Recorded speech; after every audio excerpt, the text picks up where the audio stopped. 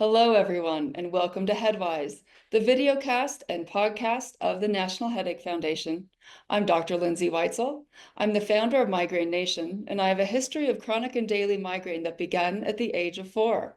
I'm excited to tell you that we have an esteemed guest with us today who has never been on HeadWise previously.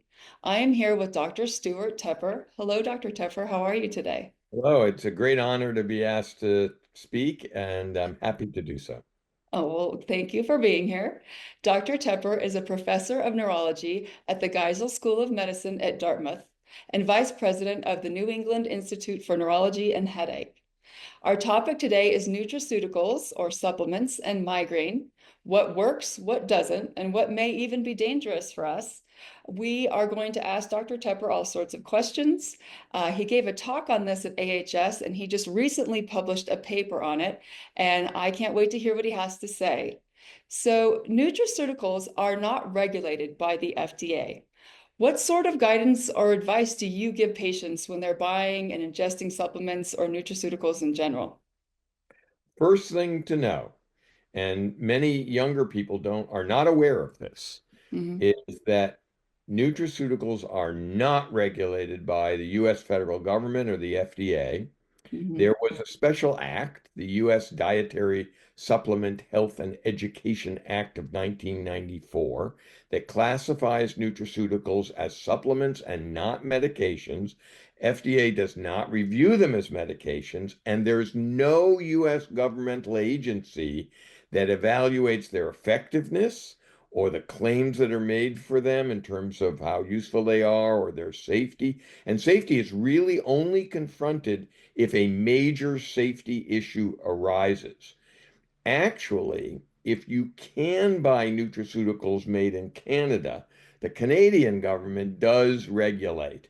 So you are safer getting them from Canada. There are good websites in the US, but be aware of this lack of government oversight. All right. That is very interesting. And you're right. I don't think everyone really knows that. So I wanted to make sure we started with that information. In the recent paper that you published on nutraceuticals and headache in Current Pain and Headache Reports, riboflavin, also known as B2, is the first supplement listed. So let's start with riboflavin. Does the data show that vitamin B2 is effective in preventing migraine? I think overall, we have enough studies that we can say pretty clearly that vitamin B2 or riboflavin is effective when taken daily for the prevention of migraine. And interestingly, we know that taking daily riboflavin, usually the dose that's recommended is 400 milligrams per day, which is a big dose, that is helpful. But there have been some large studies that looked at dietary vitamin B2. And it turns out that in thousands of patients who were studied, if their dietary B2 was higher, if the amount of riboflavin they took in their diet was higher, their likelihood of migraine was lower. So we have kind of two different directions of data that suggest that vitamin B2 is useful in migraine prevention in adults. Okay. So for any of these supplements we talk about today, do we know how long we need to take them before we can expect to see an effect? Unfortunately, we do not. The studies on the supplements are relatively small. And unlike the big drug company preventive studies, they didn't have endpoints where they looked at was the drug working at 1 week or at 1 month or at 2 months. Almost all of them looked at prevention at 3 months. I usually just tell patients, as long as you don't have side effects, let's try it for 3 months, daily dose, and see whether you notice a decrease in the frequency, severity, or duration of your migraine attacks. Okay, speaking of side effects, what are some of the common side effects of supplementing with B2 or riboflavin? Riboflavin has very few side effects. I warn patients about bright yellow urine. It will turn your urine bright yellow at a dose of 400 milligrams. Every so often, somebody might get a little bit more gastrointestinal upset from it with diarrhea, but that's very rare. So most people have no side effects other than having day glow urine. Okay. And for the parents that might be watching, can we supplement children, pediatric population that might have migraine with B2? And if so, do we know if it's effective for them? I wish we knew. There are two good scientific placebo-controlled trials in pediatrics for riboflavin that were not significant against the placebo. And there were two retrospective case series where people just went back and asked their patients and looked at the charts that did suggest a possible benefit. But I think the most judicious thing to say at this point is we don't know if riboflavin works in kids. Okay. So let's move on to coenzyme Q10. It's been studied in migraine prevention, but we hear about it a little less than some of the other supplements. Is there enough data to show that that is helpful for migraine? Again, I think we do have enough data on CoQ10 to suggest that it works, taken Okay. on a daily basis. I usually recommend a 400 milligram dose. And what's interesting is that CoQ10 and riboflavin are related in how they probably work in migraine. There are a subset of patients with migraine who don't generate enough energy. And the way that energy is generated in the cells is with a cell organelle called mitochondria. And when you took high school biology, you probably learned about ATP as a battery that needs to have the phosphate pulled off from the battery in order to generate energy. And it turns out that there's a group of people with migraine who don't generate enough energy and they don't generate enough ATP. And without going into terribly boring detail, the energy chemical reactions that lead to ATP and to creating the battery for energy may be deficient in some people with migraine. And Mhm. riboflavin and CoQ10 work in different ways to help stimulate energy for those people that have this mitochondrial problem associated with their migraine. So they overlap. And what that means is if somebody has a partial response to riboflavin, I usually add CoQ10 and the Mm. reverse. If they have a response to CoQ10, I'll add riboflavin. And I use the same dose for both, 400 milligrams for both of them to make it easier. And again, as with riboflavin, the side effects with CoQ10 are minimal. Oh, Occasionally, somebody will be allergic to it and get a rash. Occasionally, somebody will get diarrhea. I can't think of anybody I've ever seen with those side effects. The benefits are pretty obvious. You have B2 and CoQ10. They're both relatively inexpensive. They both have low side effects. They both work along similar mechanistic lines. And you try them for 3 months and see whether you benefit from them. okay. Do we know if CoQ10 is a safe or effective supplement for children with migraine? There's one pediatric placebo-controlled trial where it was not any different than having what's called multidisciplinary care, where a child with migraine was given medical care and behavioral treatments and nutritional guidance and so on, and it wasn't any different. But there were a few other studies in which CoQ10 was given to children, and each one seemed to show some benefit for children. And children, there are people who have mitochondrial disorders for whom CoQ10 is used, and that's across all age groups. So I think the evidence for CoQ10 in kids is a little stronger than for vitamin B2, Okay. and whereas there are many more studies for efficacy with riboflavin than CoQ10 in adults. But overall, I'm a little more comfortable with CoQ10 in pediatric age group. Okay. Well, let's move on to Feverfew. I remember having had migraine since I was a toddler. So many people were telling me to take Feverfew because we didn't have medicines, a lot of medicines back then. So it's been around forever. People used to call it medieval aspirin. I remember when I was young. Is it known to be effective in treating migraine? Do we even know? Now, I don't think we know. Uh, Okay. Feverfew is in the chrysanthemum family. It's Tanacetum parthenium. And most feverfew in the US is dried leaves of the Tanacetum plant. And as a result, because it's being sold as dried leaves, different leaves and different plants have different potency, and the dosage that people are getting and the potency of what they're getting is not known. The other is not anyway the same from lot to lot. The other thing about feverfew is that it does have a lot of effects. The plant has a lot of effects. Some of these effects on the body are probably good. Some of the effects are unknown. Some of the effects might be bad. So you have a pretty complicated situation where you have a dried plant with different potency and lots of effects. And there have been quite a few, between 6 and 10 studies on feverfew that have been evaluated over and over again by different groups using scientific methods. And each of these reviews that have been done over decades, where they take all the reviews, all the studies on feverfew, and then systematically grade them, come to the same conclusions. The studies are all over the place. They're variable. They're hard to interpret. And what all these reviews end up saying is no firm conclusion can currently be drawn about whether feverfew works preventively.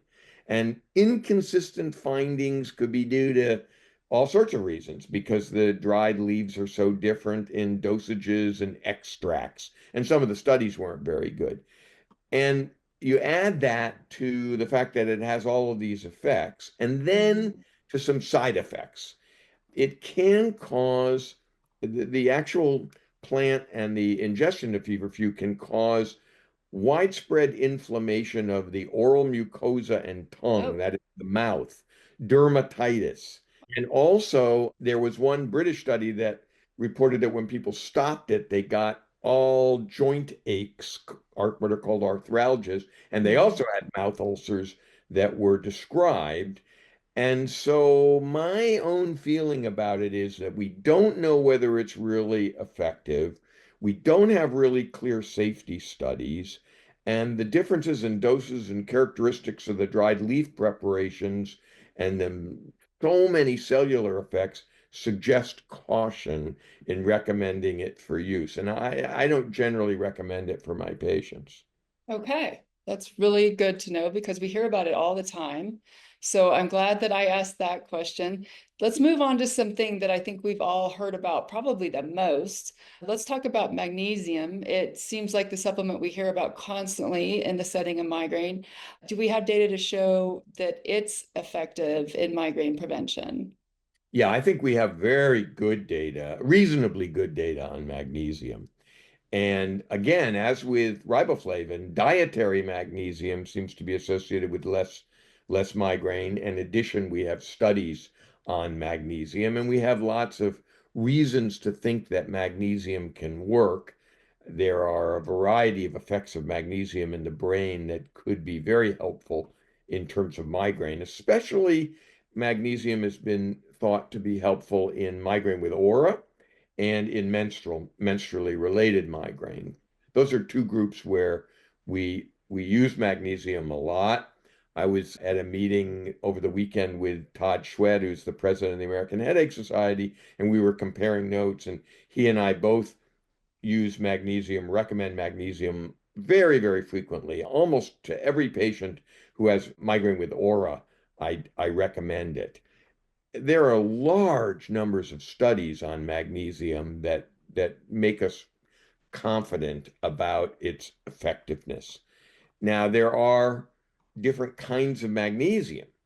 For example, magnesium citrate is used for constipation. It works as a laxative, so you probably wouldn't want to take magnesium citrate. Mhm. And some of the reviews really can't tell you which the best form is or what the best dose is. Some do make recommendations, but I think the ones that are most frequently used in the US would be magnesium oxide, magnesium taurate, magnesium glycinate. Mhm. And for and I generally recommend a dose of 500 milligrams daily. Okay. And what stops us with magnesium in terms of patient's use is if a person gets gastrointestinal upset, Okay. because it can cause diarrhea. And once a person gets diarrhea from magnesium, it's pretty hard to find a magnesium dose that doesn't cause gastrointestinal upset. On the other hand, a lot of our drugs are constipating, so adding magnesium in the setting of drugs that are constipating can be helpful for people. And as I say, I use an awful lot of magnesium supplementation, or I recommend it in a lot of patients. So what about IV magnesium? Maybe not all over the country, but I know in where I live, there's a lot of vitamin bars, etc., and you can get IV magnesium, which I know some people with migraines will do. Is this good for the acute treatment of migraine? Yes, there are a number of studies, placebo-controlled trials, as well as case series that show IV magnesium can terminate attacks of migraine, especially in people that have aura. So, yes, if you were in the throes of a migraine and your practitioner could provide you with IV magnesium, that's not a bad thing to do. And we often will add magnesium in our infusion suite in somebody who's having a prolonged migraine. Okay. Let's move on to melatonin. Most people think melatonin is just used to help us fall asleep, but it often is mentioned in the setting of migraine. Is there actually evidence for the use of melatonin to prevent migraine or any other type of headache? There are some studies on it. They're not very good. They're pretty small. It's really hard to interpret, and I don't generally recommend it for prevention of migraine. The Canadian Headache Society published their recommendations, their guidelines this in the summer of 2024, and they said you might consider melatonin in somebody who has a sleep disorder, but again, they thought the quality of the evidence was quite weak. It's also been described as helpful in cluster headache. I think the quality of the evidence there is also quite weak. There's one rare group of headache disorders that are called trigeminal autonomic cephalalgias, or TACs. And these rare headache disorders, there's two types of TACs that Mhm. respond only to one non-steroidal anti-inflammatory called indomethacin. And many people can't take indomethacin. It has a long list of potential side effects. Melatonin is structurally related to indomethacin, and so sometimes we'll use melatonin to reduce the amount of indomethacin that somebody has to take, or in place of indomethacin. Sometimes you get lucky, but our use of melatonin is pretty low. And one of the reasons why it's particularly low in the United States is that remember I said at the beginning that the federal government doesn't evaluate what's really in the product that you're buying as a Right. supplement or a nutraceutical. And in the case of melatonin, there was a study that looked at 31 different types of melatonin that were for sale around the country.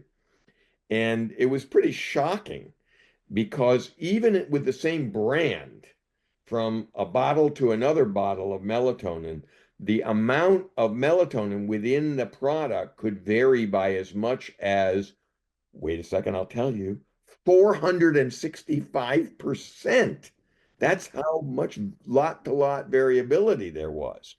And it didn't meet the label within 10% in more, almost three-quarters of the bottles that were tested. So melatonin that's sold in the United States is likely to be impure. They found other substances that were identified in the supplements of melatonin. Again, if you're going to take melatonin, you probably should get it from Canada.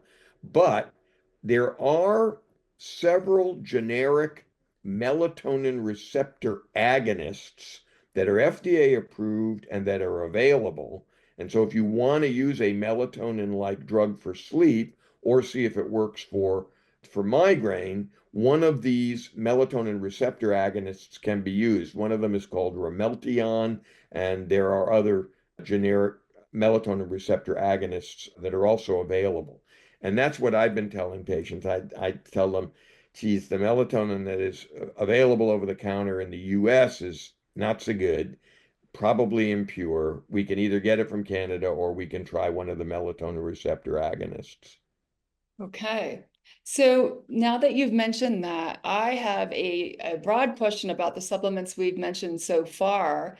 Is there any concern when you're talking to patients who might already be on a number of preventive medicines for migraine about also adding supplements? Is there any health risk, liver, et cetera? Is that something that people should be worried about? Well, of the ones that we have mentioned, for the most part, no, because if there's a big safety issue, then the FDA can get involved. And I do add supplements to preventive agents for migraine, but I warn patients, and at my office we actually did some research on quality of supplements, and we do make recommendations to patients about particular brands or websites that we think might be more likely to be high quality. Okay, so we're going to move on to another one, another supplement. I was going to ask you about Butterbur. It's also called Petasites. We hear a lot about this one. This is another one that's been around since I was a kid. People were telling me to take it when I was younger. What kind of evidence do we have for efficacy and safety of Butterbur for the prevention of migraine? Petasites works for migraine prevention. I think everybody agrees. Good randomized control trials on Petasites and Butterbur showed that it is effective in migraine prevention. The controversy about Butterbur and Petasites is that there is a toxic set of chemicals that can occur in the plant called pyrrolizidine alkaloids, which for the sake of discussion, we'll just call PAs. And the PAs are supposed to be extracted from the Butterbur plant in order to actually market Butterbur for migraine prevention, let's say. The debate is how well do they get the PAs out of the Butterbur plant? Because we know the Butterbur works, but the issue of the PAs is pretty significant. In a lot of the world, the Butterbur Petasites supplements are not available. They were taken off the market. For example, in the UK in 2012, they have a Medicines and Healthcare Product Regulatory Agency, the MHRA. They pulled all the Petasites products from the UK market. Many of them have been removed in other European markets. And the two that are supposed to be PA free, one of them is sold in the US called Petadolex.